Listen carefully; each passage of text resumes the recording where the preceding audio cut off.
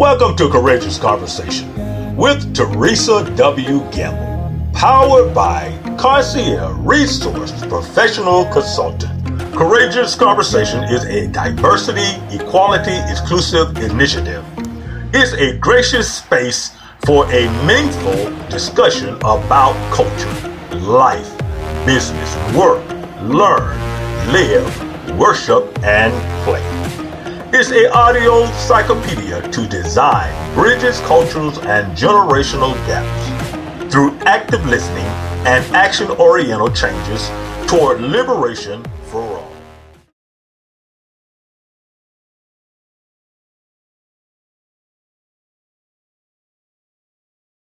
Greetings and welcome, everyone. This is your host, Therese W. Gamble of Courageous Conversations.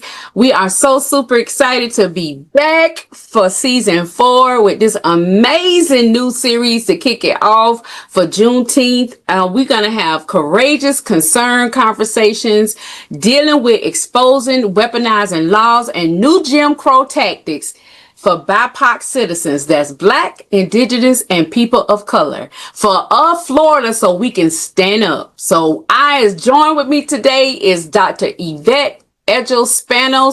She is the science, service, and speaking the truth expert. Welcome, Dr. Yvette.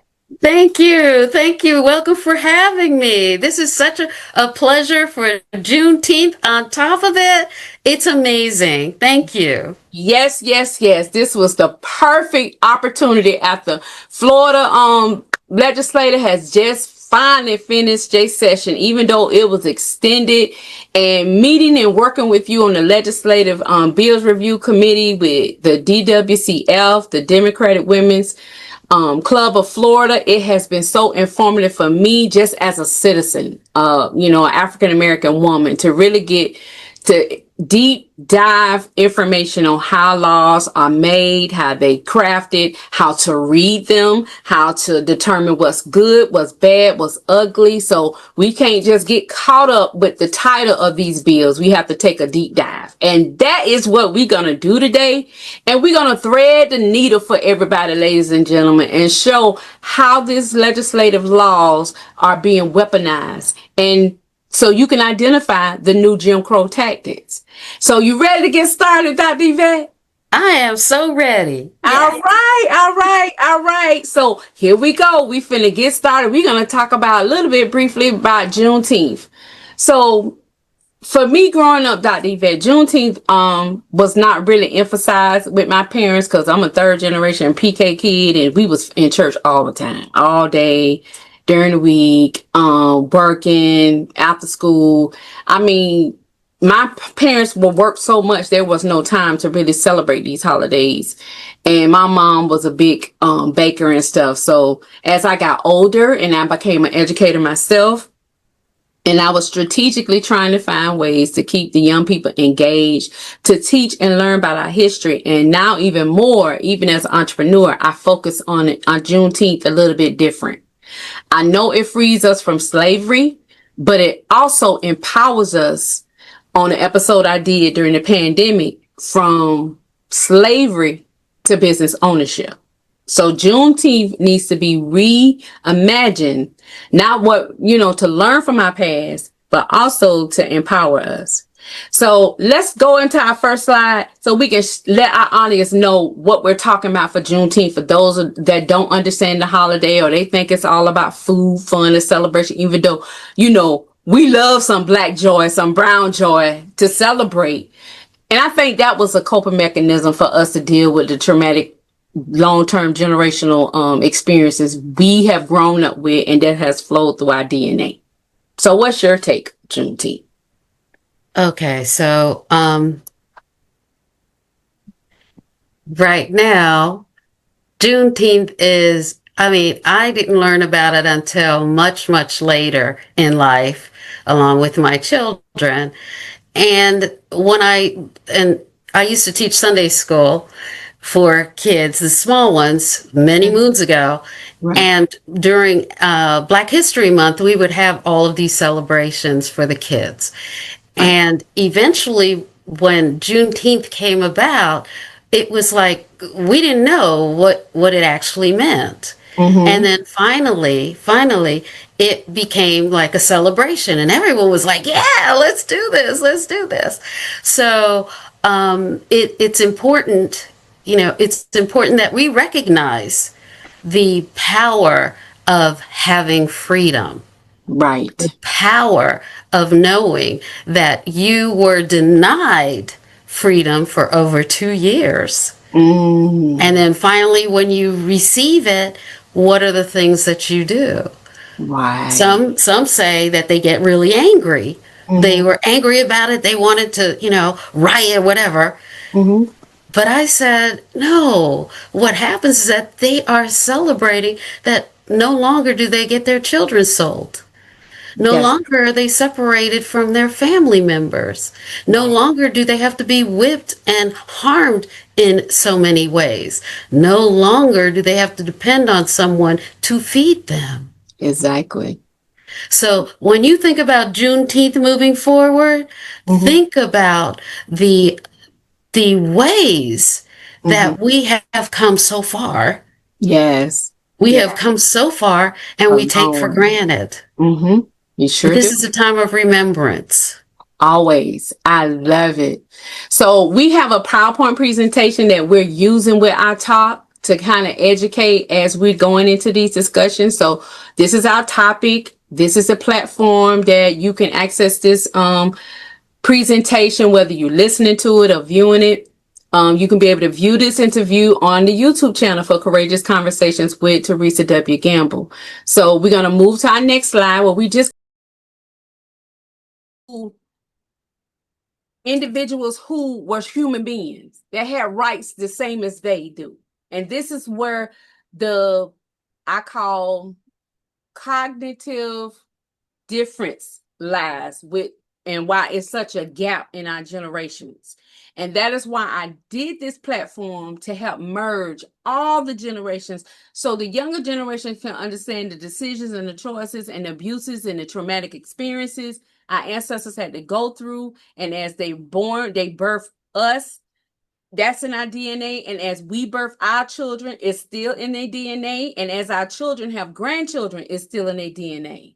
And that experiences, it alters our behavior, that impacts our character. That I always say behavior and character, they one and the same. Can't pick and choose. You can't be one way at home and be a whole nother different person in public and expect to get the same result. It's not gonna happen.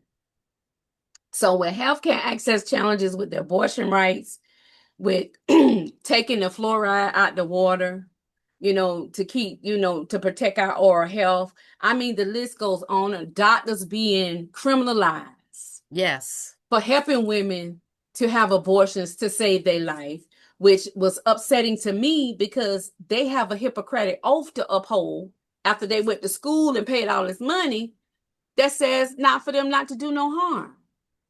And they flocking and leaving our state. So with you being with the science background, I know you deal in vaccinations.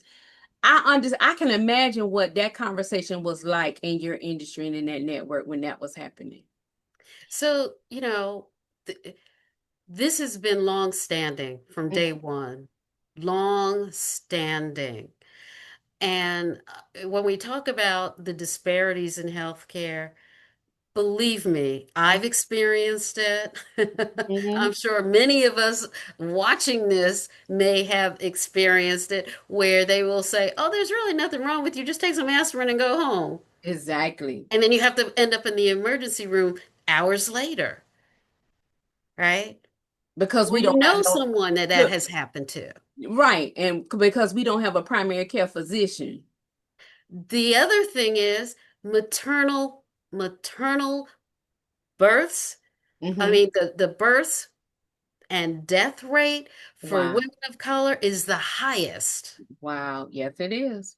Yes. because guess what? They don't believe, and I'm using they as a generalization here, Mm-hmm. don't believe that women of color should have prenatal care. Mm-mm, at They'll all. advertise it, Right. but when it comes to you sitting in the office to get that looked at or Mm-hmm. taken care of, Mm-hmm.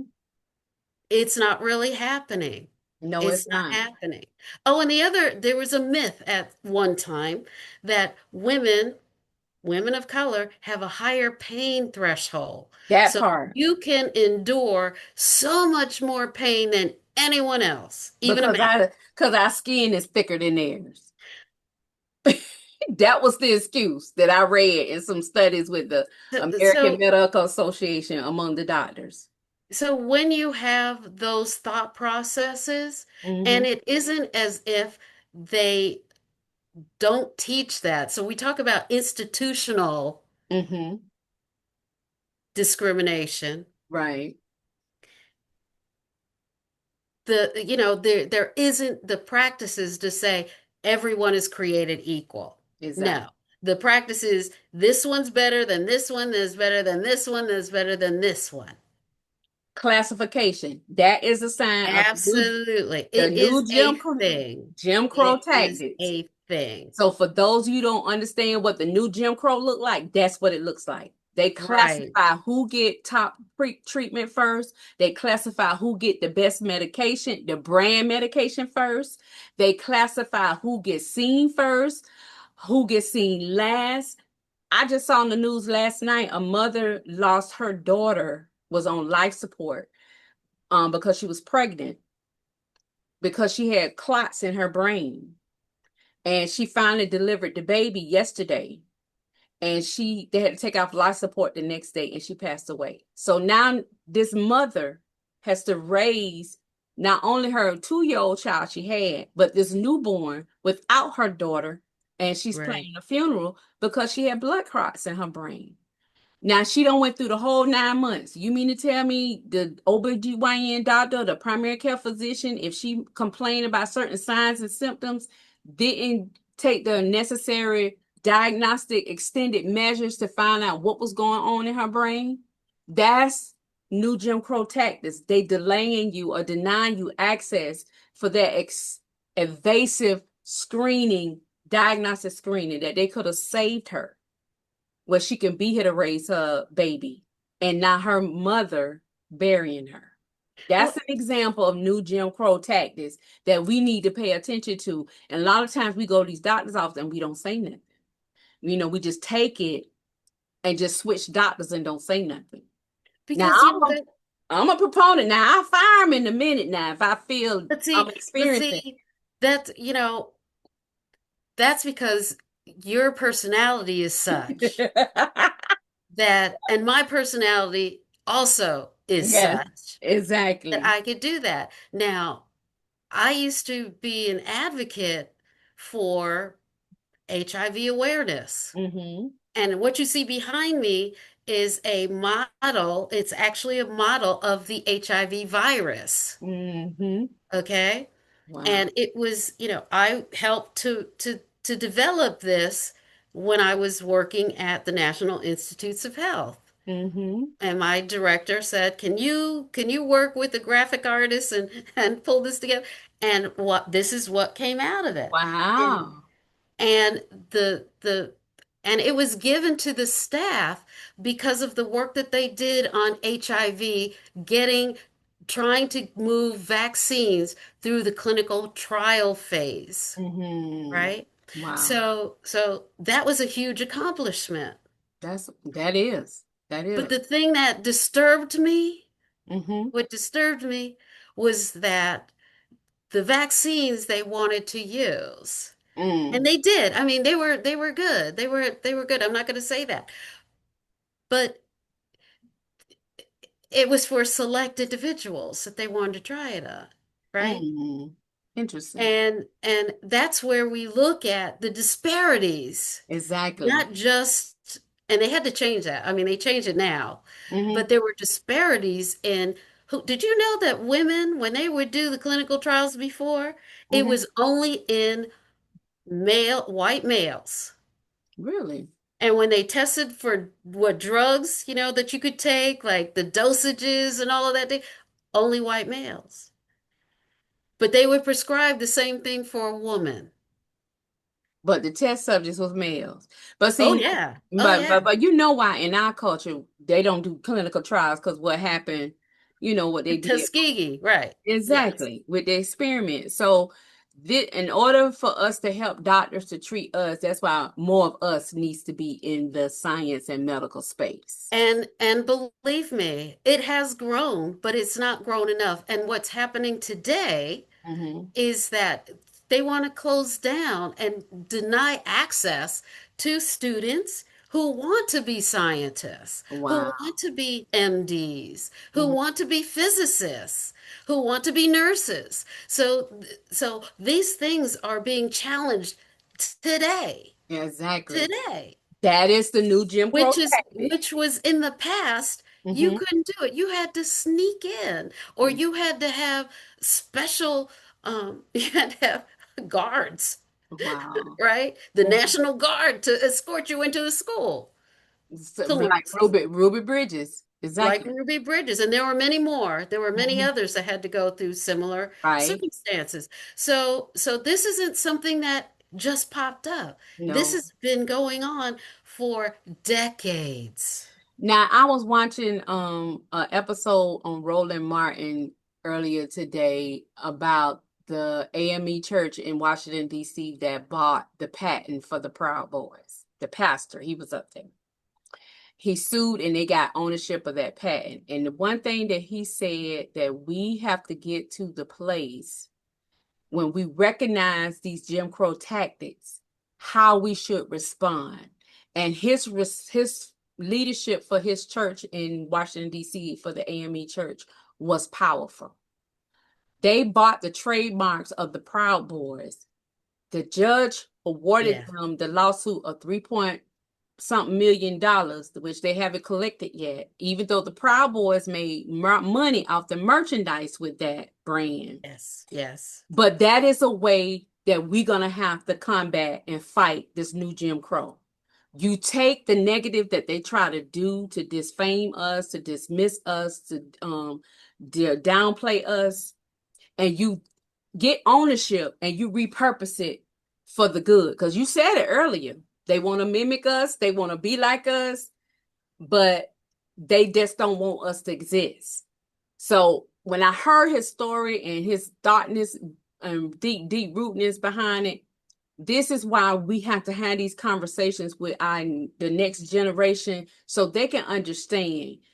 We can protest, that's fine. Pastor Jamal Bryant said it best with his Target boycott.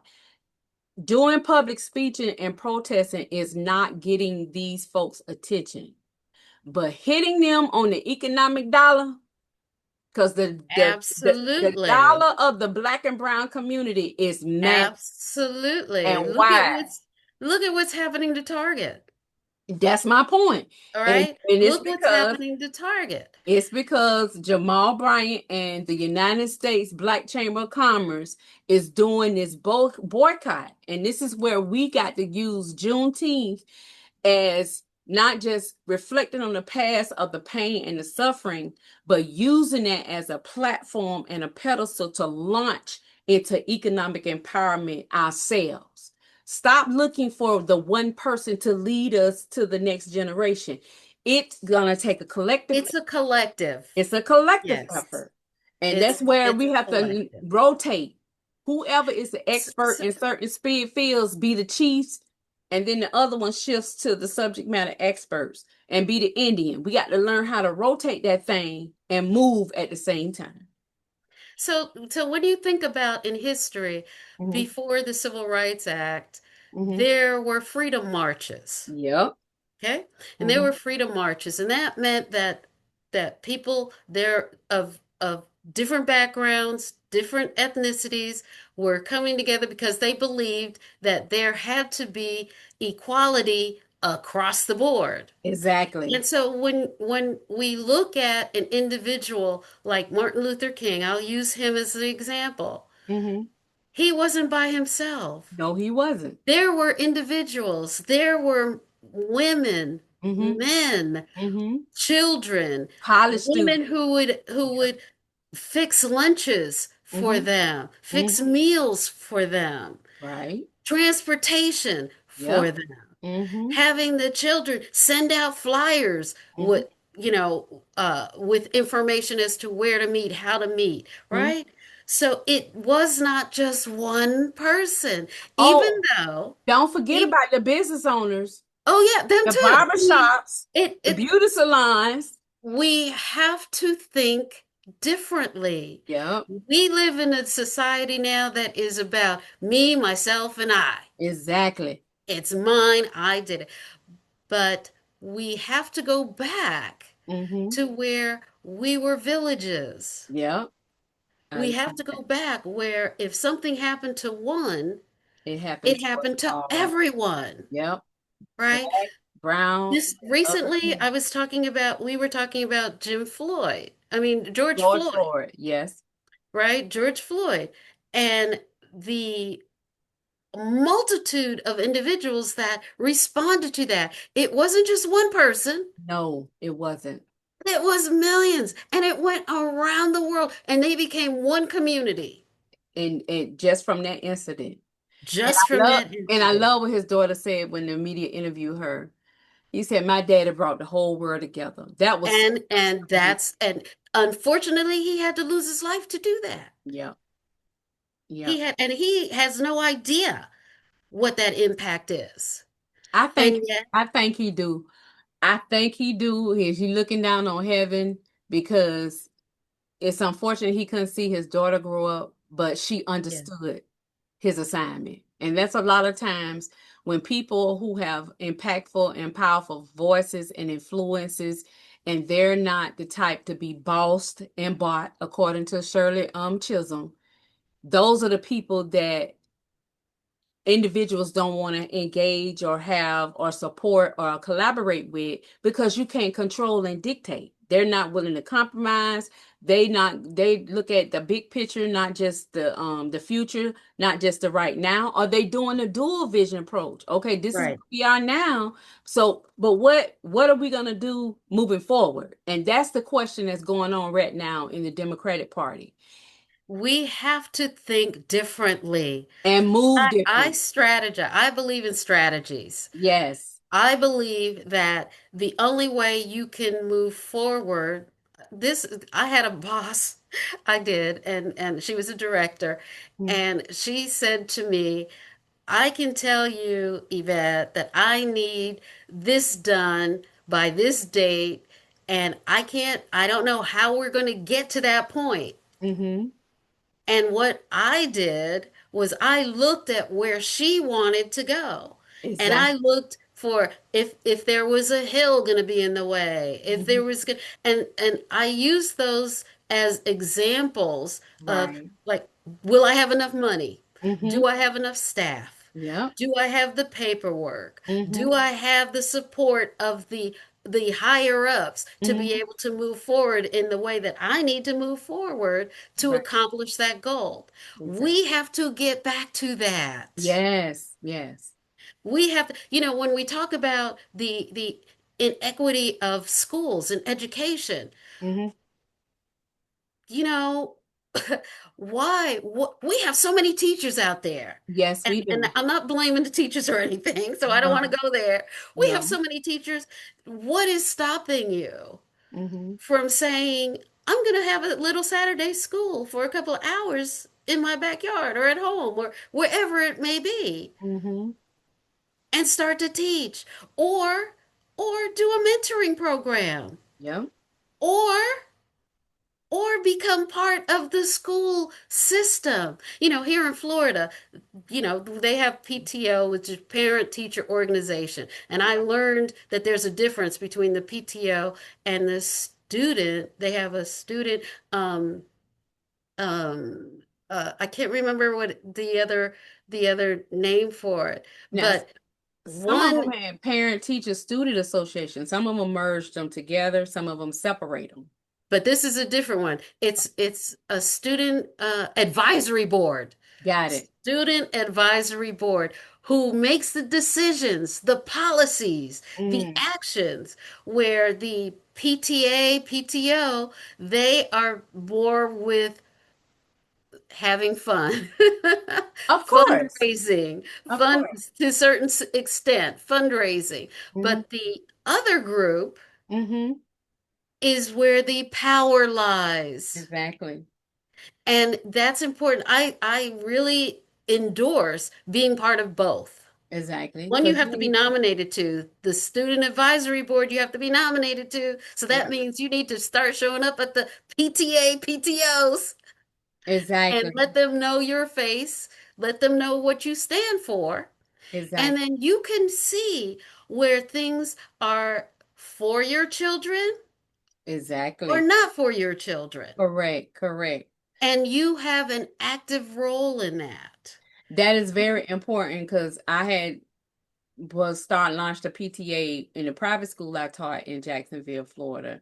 The secretary was trying to get it off the ground. You know, she was a Caucasian lady, and predominant student population was African American. It was, our brown community, our AAPI community, and she couldn't connect with the parents.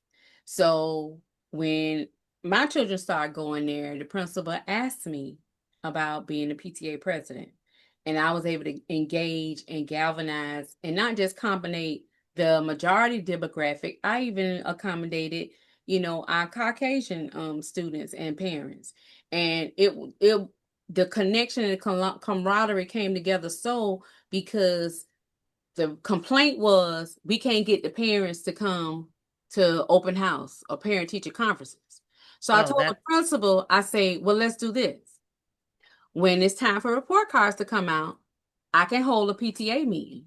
And in order for them to get the report card, they got to come to the PTA meeting. hmm And at the PTA meeting, they get the report card, they get to meet the teacher. The teacher have a sign-up sheet to schedule the parent-teacher conference to do a one-on-one based on that parent availability. I had 4 PTA meetings, one a quarter, and then we had fundraisers in between. When I tell you that model worked and the parent engagement increased, and then when they had issues, even though I was on staff, I had to be careful because I had to let them know, okay, even though I'm still the PTA president and teacher, I have to, take a neutral stance. So my role right. is to educate you what the school administration can and cannot do based on the board, which was governed by a church, and then what your rights are as a parent and what your child rights are as a student. So that way they saw both sides. And So I'm that, glad you brought up. I'm yeah. glad you brought up about the student rights. Did Mm-hmm. you know that in your school it is mandatory to have a student rights handbook? Mm. And you can, Wait now, you talking about the code of conduct? well, they call it code of conduct, maybe, but they can also call it a student rights handbook, Really? which the code of conduct, it's interesting. Well, because I'm from Maryland, Hmm. okay? I'm from Maryland, and Right. we had student rights, Hmm. and it was to be shared with the parents Hmm. and the students Right. before they came to school, Right. and they would review it, make Mm. sure that they stayed within the lines, and you know how well that went over, right? I can just Uh-huh. say. Here, it's the code of conduct, but what I think is a little different is that the responsibility is like it's all the student. Yep. So when you have their rights Hmm. is different from the conduct. I mean, Exactly. in a way, because the rights means everything that you do. Everything you Exactly. do is Hmm. is encompassed in this. And I'm sure the code of conduct also has it, but it focuses on different things. Well, in Florida, born and raised, the code of conduct really focused on levels of behavior and corrective action. What you're talking about, the student rights that I learned in my doctoral program when I took school law, is totally different than the code of It conduct it that you have is. in Florida. Because that's the school law course talks about the federal rights of a student that for the third and fourth amendment with the Title 42, that's saying Oh you yeah. cannot take a student out of school and arrest a student out of school without consider the parents. You Right. cannot withhold certain privileges and resources from a student because of Title 42, where everyone has a right to receive a free education. But Right. students don't know that because one, they talk about altering our history and what is being taught, but they're not teaching these students about their federal rights, how they can be enforced at the state level and even at the local level. That is why Mhm. we got to be more engaged in the school board meetings, these CPAC meetings, these PTA meetings, so you can hear what's being said and being decided for our Black and brown children. Particularly. You See, I know, learned, okay, so another part of what we all wear many hats. yes, we And a do. part of what I did at one time, and I still would do it if someone calls me saying that they need assistance or they need help, Right. is I'm a student parent advocate. That's good. And that means that I learn Hmm. the do's and the don'ts of a school system. That's good. I interact with the principals, with the Hmm. guidance counselors, with Right. the parents, but primarily with the students. Right. And once I get to a point student and I ask them, because they're the one that's experiencing whatever it is that's happening in the school, do Hmm. they want their parent to know? Now, Exactly. I do speak to the parents, Hmm. but if there's information that the child doesn't feel ready to tell them about, then we go through that process. The child and I go through the process as to how best to feel comfortable enough to say, this is what I did. I didn't mean to do it. I'm sorry, or whatever the case may be. Or I honestly didn't do it. They're always picking on me. They're Hmm. always calling me names. They're pulling my hair, whatever the case may be. And Right. see, as that advocate, one of Hmm. the things that I wanted to do and still want to do Hmm. is create a place for parents to learn to be advocates. That is so amazing. We have a program here in Duval County through, I want to say, what it's called Parent Academy, and Okay. they offer courses and stuff like that for the parents, or if they child get in trouble with the juvenile with the criminal Oh system. yeah, yes, yeah. They call it the Parent Academy. I don't know if it's along the lines pretty much with the student parent advocacy you talking about, but it sounds a bit similar. It's similar in a way because what happens is that it's a collaborative effort Yes, between the parents and the school system. exactly. So some places have what are called parent council, right? Right. So Hmm. those parents, or like you have your parent academy, there would be a curriculum Hmm. that is developed by the parents Hmm. as well as the school system. Right. And Exactly. the school system would come and give lectures and talk about what is happening, what a test score looks like, Hmm. when you have to, prepare your child, how to prepare your child to take a standardized test, Right. that type of thing. And they also, and then on the other side of it, like me as being a seasoned advocate, Hmm. I then will teach parents how to enter into the school because there's a level of fear Yes. that you have to go into the school. I Mhm. teach you how not to have that fear. That's I teach you what you can ask for. mm, If you need your child's records, if you need to meet with the guidance counselor, if you need to meet with the vice principal or whoever it is. right. And then if you have to have a meeting with them, Right. there's language that you can use that they understand. It's funny you brought that up about getting records. I was trying to get my high school record here in Duval County because I was in the work study program, and I wanted to get that documentation to kind of support what I was doing Mhm. with my graduate degree. And did you know in Florida, after you graduate, you can request your entire academic file? They Mhm. never told me that when I graduated. And that's the thing. So it was always assumed that they will keep those school records forever. And they put them on microfiche, but Yeah, they do. they don't keep all the records on So microfiche. people need to know what that means, the So microfiche. microfiche, this is old school, y'all. It's Yep, it like is. they take a picture with the old Kodak camera. And they take a picture of it and it's on a reel like this right here. And you go to the public library. Some public libraries still have them, some of them don't. Right. And you put that information in. That's how you read old articles, records, and newspapers. So the school boards have that system that they use when we request records that's over decades old. And most of those records was kept off site. But Yes. some of the records kept off site so long and was unattended to. Some of the records got destroyed, they were faded. So I want to encourage parents, when your child graduates from high school, whether it's this year or the last 10 years, you need to go to your school board district in Florida and request for your entire child's academic record. You have a right to do that. I learned that You from, have a right, and yeah, also know that sometimes they will charge per page yep, yep, they will. to get that record, and Yeah, some will give it, depending on what it is that you're asking for, right. without charge. Well, I will find out, and what I did some more digging.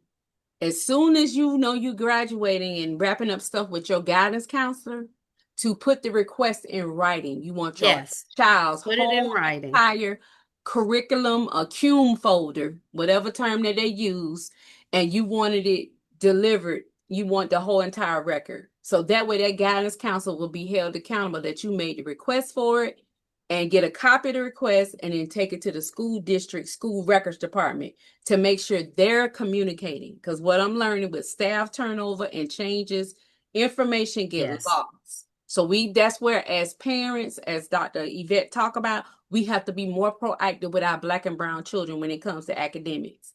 yes. Another thing, when you said that, when I had a Love Thy Neighbor community conversations last year, one parent came to the meeting because she transferred a child from public school to charter school. Whatever happened at the charter school or the private school didn't work out. The parent was trying to want to withdraw the child from the private charter school, put them back in public school, but they didn't know who was responsible for making sure the records get back. They didn't know that scholarship dollars that went with them to the private school, do they stay there or do they take it back? I mean, our Black and brown communities don't know that. They think the schools is supposed to do all that for them. And I say, no, ma'am, you got to follow the process through from start to finish. And know that if there's money that goes into that charter school in the name of your child, if Mm-hmm. that child goes back to the public school, they don't get that money back. With this new legislation they just passed in Florida, new Jim Crow tactics, You're not going to get it back. and that's our tax dollars. Yes, it is our tax Threading dollar. our needles, legislation, bills, behavior, the money, all of it is connected. We just got to know how to follow it. So, And yeah, you can actually go to, if you find out who your legislator is, and it doesn't matter what party they are, yep. if you're in the legislature of Florida, you Mm-hmm. can look up their name Mm-hmm. and you can get their bio Mm-hmm. and you can find out Mm-hmm. how much money that they receive Yep. and how much money and what bills that they put forward and Mm-hmm. how much is utilized for their Yeah, constituents. exactly. And Okay? that's public information. It is very much public information. That's on the. And what happens when sometimes when a legislator who doesn't want you to know what they're doing Mm-hmm. and they find out that people are peeking at them, Mm-hmm. then they may have a change of heart. They may, or they may hide even deeper. But that's how you make them accountable. Exactly. So They have to let be me have accountable. let me help the parents out. And I know Dr. Vet will agree with me. Well, I work 2, 3 jobs. I don't have time to go to school. I don't have time to keep up with all this stuff. Let me help you make it make sense. I'm finna thread another needle for you. Mhm.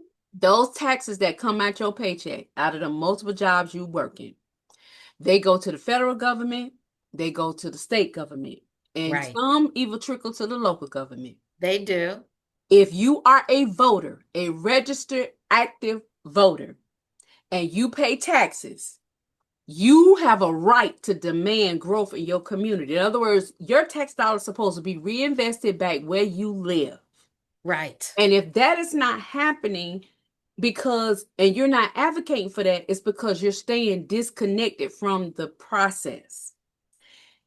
Don't wait until it happens or hits your home. For example, you may have a pothole in front of your house. Who is responsible for making sure those potholes get fixed, or who pay for it to get fixed? We do, taxpayer. If your child's school, like we're talking about education, are being closed, that's convenient for you, and you paying tax dollars for the school district to keep that school open, and now you got to go further away and you Hmm. got to spend more money, and you're not advocating and saying anything. There is more than one way to get your voice heard. If you can't be in the room, you can email, you can call, you can handwrite letters of your views and your perspectives to your legislative representative at the federal, state, and local level. Hit them all. School board members. Hit them all and let them know, hey, I can't be to your meetings because I have to work, but school board meetings are mostly in the evening at 6 o'clock. But this is my issues that I need to be addressed, and get their response back in writing, or either have them schedule a meeting based on your availability. When we are silent, we are complicit. And So I want to give an example. mhm, I want to give an example. You gave a great example of a school closing. I'm going to mhm. give you an example of a little while ago, the governor decided, Of Florida, we talking about the governor of Florida, the y'all. governor of Florida decided that we don't have enough pickleball courts. We don't have enough hotels. My Lord. We don't have enough golf courses. Mm, And so the place that we're going to set all of those up, and there were at least 12 sites, yep. and we found out there were more later. Mm-hmm. And those were reserved lands, your parks, Mm-hmm. your state parks, your Mm-hmm. conservation areas Yep. I've that they heard. wanted to build. And guess what? What? There was such a groundswell. That Mm, means every legislator, everyone attached to the governor's office yep. were receiving. They did opinion pieces in the papers. Mm-hmm. They went to the offices of their legislators and said, Protest. I don't want this. I Mm-hmm. don't want this. They called, they emailed. Sending letters is harder to do now because Mm-hmm. of the scare of years ago. Yep. So don't mail anything. What you want to do is fax it, and there's Mm-hmm. free fax that you can use now on your cell Exactly. phone. You Exactly. fax what it is you want them to know, and guess what happened? Mm-hmm. When the people spoke. The people definitely spoke, and he had to retract it. Yep. And they He had finally to passed a retract it. bill that they can't do no changes They can't. That's without right. a public vote or public feedback. That's That's right. what democracy and advocacy look like when we come together, So, so, removing all those political labels. so imagine, for me, imagine if we all came together as brown and black individuals and said, we don't want you to ban our books. Exactly. That part. What do you think would happen? That will be amazing. We will be It learning would be about more than we will be amazing. learning about Black history. We will be learning about gender studies. We will be learning about LGBTQ. We will be, I mean, the truth, not the fake stuff, not the We alternative stuff, the truth. we have to get past the idea that someone else is going to do it for us. Mm. We have to get past that. Yes. Now, we have these Florida bills here, Mhm. and you know, I look at these and I want you to think about this. You normally I would have a image of an iceberg in Mhm. the ocean, Right. and the little top that you can see Mhm. is what you can see, Mhm. and then that huge part underneath the water Wow. that will sink your unsinkable ship Exactly. like the Titanic Exactly. is what you don't see. Right. So bills like this, to me, they have that flavor. They have that. Okay, so this education bill, House Bill, HB means House Bill Mhm. 913. And yes, it's going to focus on curriculum changes, and they want increased funding for local schools, Mhm. enhanced educational standards. Mhm. On the other hand, Mhm.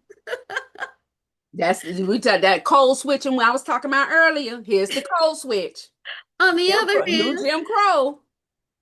your tax dollars Mhm. that would go to public schools are now being siphoned off into the voucher program. Which is, yep. And 2 years ago, when they first rolled this out, it was estimated that it would cost just Mm. for 1 year $4 billion Wow. from the state of Florida education funds that go to the public schools. That 4 billion, let's be clear. That's your With a tax dollar. B, Billion, It's his tax $1 billion. dollars. And you know what's funny?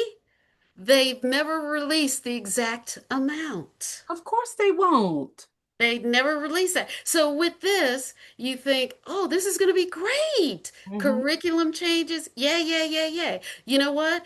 Where our education, our teachers, Yes. I shout out to our teachers, okay? Yes, yes, yes. They do so much with so little. Exactly. That's why we Well, need to fight to this raise the cycle, wage for them. this cycle, they decided, oh, we need to help boost our teacher salary. Hmm. Yeah. Now, remember that Florida is like in the bottom for Right. teacher salaries in 53. the country. 53, the lowest. So And let me help give they're you some passing the bill. Wait. They're passing a bill bill. Uh-huh. that teachers are going to get $500 more a year. And, Five, mm, five, $500 more a year. mm. So why is it that you can give 4 billion to private schools, charter schools, religious schools, home schools, New Jim Crow. but you can't give money for teachers to have a living wage salary? Exactly. To be able to afford the rent in the state. A one You bedroom can't do apartment is that. almost That makes $300 a month. that's why we are looking at bills. I mean, they look great. But you They look have to great. learn how to read in between the lines. So let me break it down a little bit more. For that House Bill 9113, where it says curriculum changes, let me help you remember. They Oh, want to take Black history out of the curriculum. that's part They of the want change. alternative facts. They want to take gender studies out, the AP courses, the African American AP course. That's what they mean when they say curriculum changes. And These- wait. It also includes learning about communism. Mm. Okay? And they talk about Black history as an ideology. New Jim Crow. We just trying to help you understand. We threading the needle and connecting the dots, and this is why we have to stay more informed as a culture because our tax dollars is driving and paying for all of this harmful legislation that has been passed, and a lot of it is because we didn't go out and vote, we didn't have time, or we're tired of broken promises. At the end of the day, until Or you understand how to select a qualified, people passionate candidate, we're going to keep getting the same results. or you believe that your vote doesn't count. And that part. That is a fallacy. Yes. Your vote does count. It does. It It makes matters. a difference. It And should matter. it may not go the way that you want, but it is your voice. Right. And we got to get out of this notion, Dr. Yvette, that we if we vote, we're gonna get everything we want. No, it doesn't No, that work like doesn't that. happen. That It's a doesn't happen. give and a take. But if we get at least half of what we need, just for us to have basic essentials, to make sure our children have access to everything that they're entitled to, that we didn't have access to, but we have to show up. Our Black and brown people, we got to be present, not, standing by, be bystanders and just watching it go by like a parade. We got to be the parade. We got to We be do. there. So when we talk about environment, Yep. this is great. House Bill 503. Yep. It aims to protect the coastal areas and wildlife of the state, ensuring sustainable preservation. Lord have mercy. But then they had a bill, it's okay to shoot bears in people residential yard. So contradictory. Wait. Not only that. Not Wow. only that. Let's look at if a hurricane comes by. Oh, and we in hurricane season right now. A hurricane comes by, and how are they going to protect those coastal when you won't be receiving federal funding anymore Oh yeah, the governor of Florida to be able to take care and rebuild, has to be given able to all do that money back to the federal okay? government.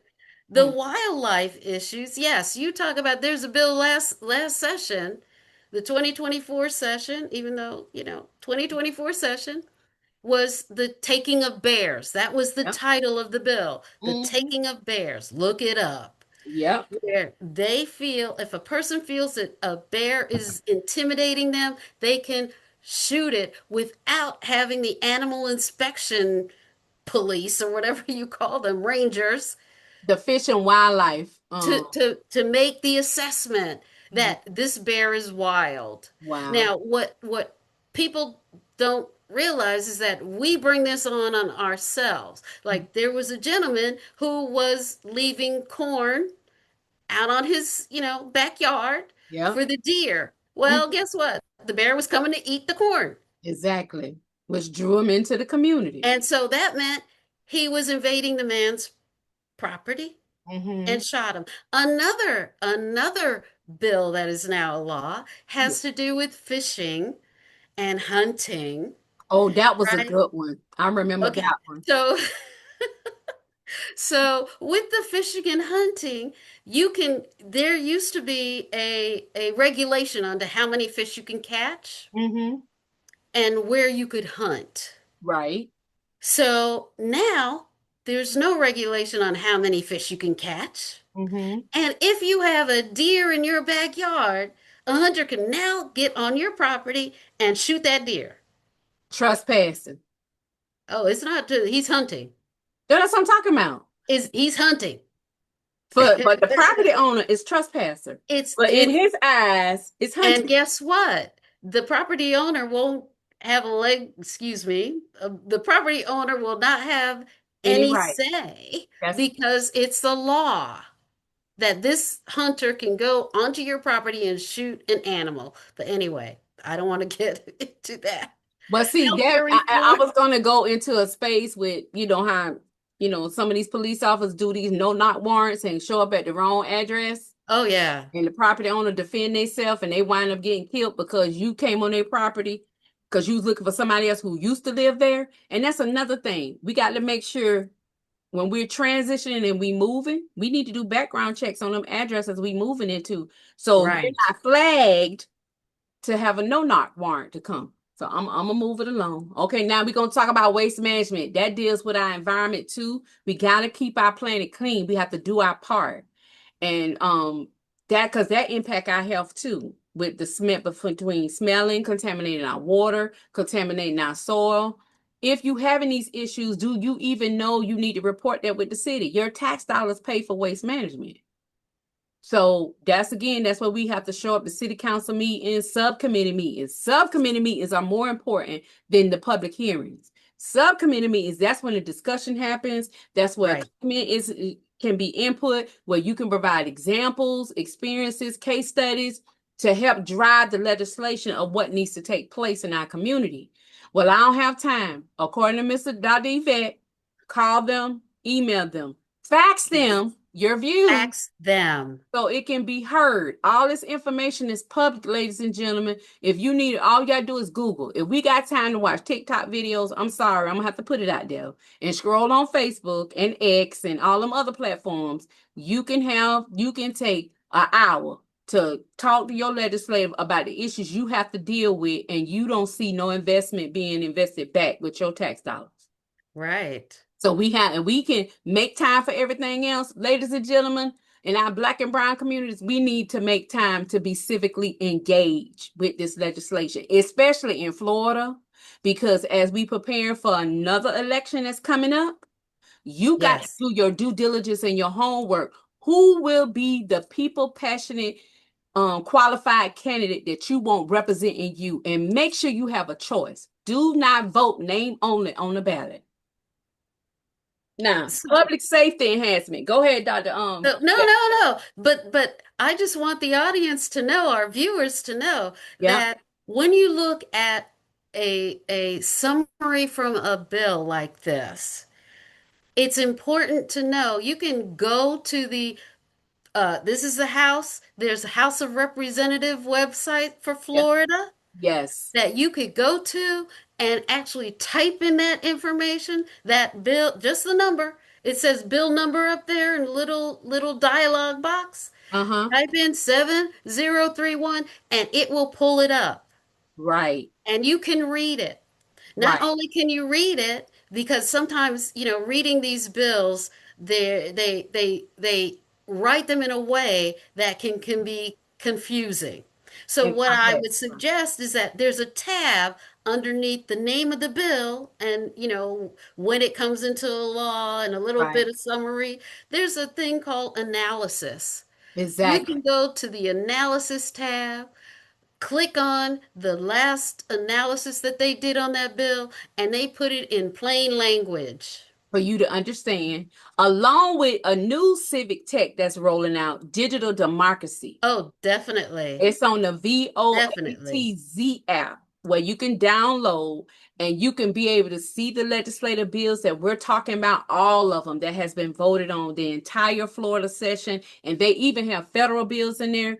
And you can and you can get the common language breakdown, and you can actually vote real time. Yes, no, abstain.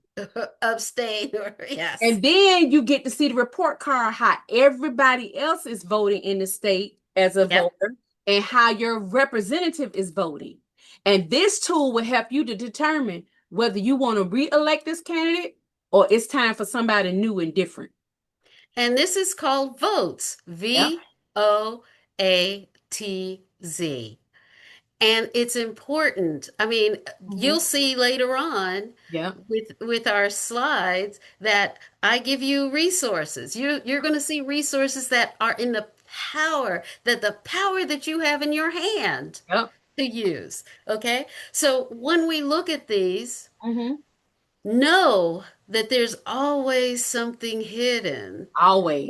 Or it's written in a way that you're like, what does that mean? Wait a minute. I have to read it 3 or 4 times and it's still not making sense. Analysis will tell you. It will give you the history of the bill. It will give you how it was voted on. It will give you what is the recommendations. It will give you the opposition as well. What was said for that opposed the bill. You'll get that all in one place. That way, and that helps inform my vote. And that's where we need to become more informational literate on when it comes to legislative stuff. No, it's not entertaining, but it's informative and educational. So much so you need to start empowering our students in these history classes when we're talking about and they're studying about different issues and these different laws that's being passed, because so much news is being funneled on platforms that they have access to, for them to have the conversation about these legislative bills in the classroom, because teachers should be teaching these students how to analyze these legislative bills and how it's going to impact them while they in school and when they get out of school to get ready to go into the workforce. Like we have the bill where the kids at the age of 14 can now work till 11 o'clock at night, and they have to abide by the same employee restrictions that an adult has. So now your 14-year-old gonna be working 11 o'clock at night, That was put on pause. but see, that's something we got to watch. But That's yes, one of them and watch. guess what? It's coming back around for next session. See, For this is next what. session. So you They need to think want about it your. badly. Exactly. So, and talking about the representative that sponsored the bill, I heard some of the session on Florida Channel. If you want to see them live in session discussing about all these bills that were passed, in this session and previous sessions before the 2024 election, the FloridaChannel.com is the platform for all Florida governmental business. She called that bill the Doogie Howser bill. Really? You based it off a movie. So every 14-year-old in this state of Florida may be forced to go to work and have to abide by the same worker restrictions and rights that an adult has. And a 14-year-old is not old enough yet. And guess what? Guess who gets to be the supervisor? A Who? 17-year-old Okay, make that make sense. gets to be the supervisor. So He now had, we're getting into sexual predator, human trafficking. You see, oh my gosh. You know what? I we're getting ready to go down a rabbit hole. yes, but we've been to move on. But we Yes. want to emphasize the importance that why you need to understand in these particular bills. And these are some good bills, these are some bad bills, but we want you to learn the language, the word choices that they're Yes. using that can be misinterpreted and mean more than one thing. So this And is what no. you need to, if Yeah. you don't, your English or your academic or your vernacular is not that strong, don't be embarrassed. Google, Chat GPT, ask them, well, what does this mean? Translate this into common sense to help me understand so you can get the knowledge necessary. So when you advocate and fight for this stuff, you know what you're talking about. But not only that, share the information. That part. We keep it to ourselves. Share the information. Yes, we You keep it know, to ourselves. when I started doing the legislative to become a legislative chair, Mhm. um, what happened was the I'll just say that I was lost. Mhm. I was lost. And when I asked for guidance, I wasn't provided the guidance. And then I said, this is really horrible. This is Mhm. bad. And Yeah. then I said, okay, I was some folks heard me talking because I give talks around, wherever you want to hear about legislation, I will give you a talk, right? Right. Mhm. And my name was floated up to the state, to the president. Wow. 3 people said, this is the person you need to talk to. Oh. And I said no initially. I said no. No, no, no. Mhm. And then they said, well, we'll get a co-chair to work with you. And I was like, okay, okay, that's fine. Mhm. And what I noticed was that the previous folks, and I'm not saying anything negative about them, this is Right. just how they ran the committee Mhm. for them, sort of believed that it was like putting your light under a bushel, Hmm. that only little slivers of light could come out through it. And I was like, oh, heck no. No. I want everybody to see. I Exactly. want everybody to know. I Exactly. want to tell as many people Mhm. what is coming their way Exactly. So they can prepare. so they can be ready. So you can start saving that coin that you need to keep in your pocket because something is going to happen that the state wants to take from you. Exactly. Not give, take. Take. And so I did that and I found holes. The people weren't understanding what the bills were, or if they did, then it was really strange. So I had to streamline that. Mm-hmm. And then I started doing training sessions Mm-hmm. to teach anyone who wants to be what I call an advocate or a subject matter expert Right. They had a specific training that they went to so that we were all on the same page. Exactly. Exactly. We're all on the same page. And the beauty of it, the Mhm. beauty of it is now, guess what? I get calls from all over the state that, guess what? Dr. Yvette, I have a presentation to do. I have a presentation to do That's on this day and in this, and that's what we want to do, get the word out. to make it That's spread. the goal. I agree. I totally agree.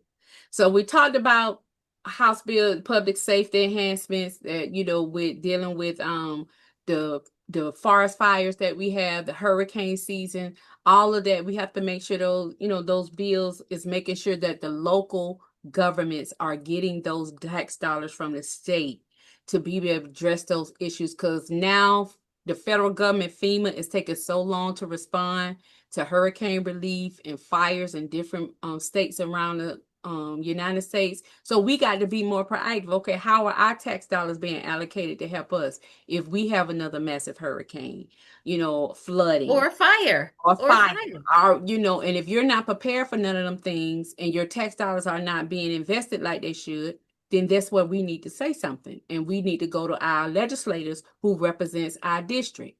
For those of you, public service announcement, if you don't know what district you live in at the local, state, federal level, it is on your voter registration card if you carry Yes. one, or you can go to your supervisor of elections website and look up your voter status, and it will give you all the details of what district you in, which is a school board district, where Right. you need to get that information and find out who your representative is. And I'm gonna be honest, you need to put it in your telephone contacts Rolodex. I'm gonna be honest, all that information, because stuff is happening so fast in real time. We don't always have that time to look it up. So you And put it in your phone. your supervisor of election should have a newsletter. Get Exactly. on their mailing list Or Facebook page. I know in or Duval County, Facebook page. they put a lot of stuff on Absolutely. Facebook. Absolutely. Yeah, Knowledge is power. exactly. Knowledge is power. So public safety enhancements, I'm Trans- not going to beat that one up yeah, because they're good parts like everything else. They're good parts and they're not so good. When it comes to the money, that's where I worry. exactly. The Okay. budget. Transportation improvements. I did a talk recently, a presentation recently, and I asked about this particular, what do people want to see in their community? And they Right. said, I want to see a bus. Exactly. I want to see a taxi, Public transportation. public transportation. Mhm. And I said, and see me, I was thinking, they have that new rail that's coming from Yeah. Miami. Uh-huh.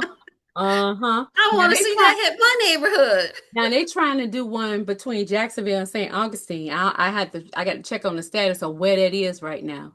They're trying to do Hmm. a rail between St. Augustine and Jacksonville, Florida, and as well. But It's supposed to go to Tallahassee and then over to the Panhandle. There's one that they're doing. that's interesting. Yes. It So would where do be you think that money is coming from? taxpayer. Okay. Yeah. All right.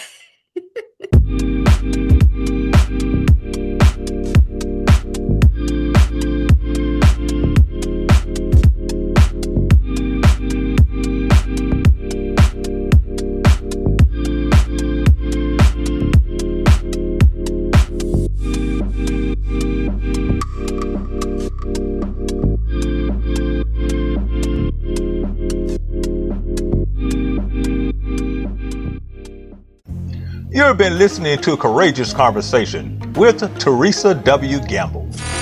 Courageous Conversation is powered by Curator Resource Professional Consultant.